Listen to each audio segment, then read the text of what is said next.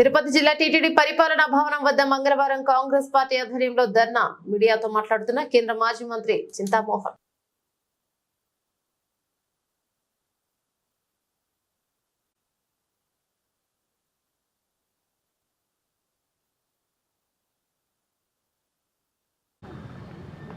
అందరికీ నమస్కారం.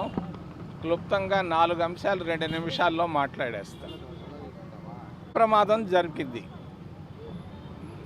TTD engineering డిపార్ట్మెంట్లో.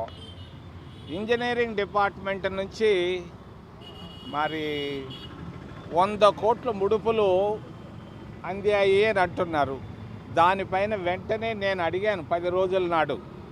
వెంటనే టీటీడీ ఎవరికి వెళ్ళాయి ఈ 100 కోట్లు, ఈ విషయాన్ని బయట చెప్పాల్సిన అవసరం ఉంది.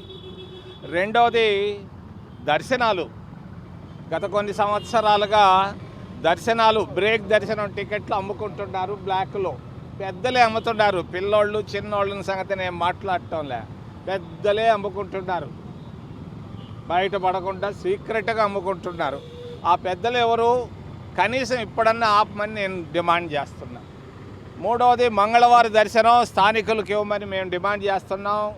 మరి నోరు మెదపటం లేదు టీటీడీ. వెంటనే స్థానికులకు ప్రత్యేక ప్రవేశ దర్శనం మంగళవారం ఇవ్వాలని డిమాండ్ చేస్తున్నాం. టీటీడీ ఉద్యోగస్తులకి అక్కడ వడమాలపేట దగ్గర ఇచ్చారు స్థలాలు, అవి మాకు వద్దు, మా వాళ్ళు చెప్పుకోలేకపోతున్నారు.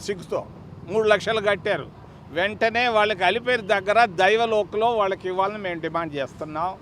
చివరి అంశం ఉద్యోగస్తులను ఎక్కువగా డెప్యుటేషన్ పైన తీసుకొని వస్తున్నారు బయట నుంచి.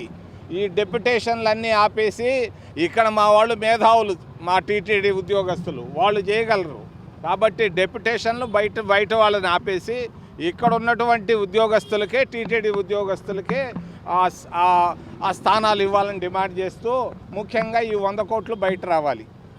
దర్శనాలు అమ్ముకోవడం కూడా ఆపేసేయాలి.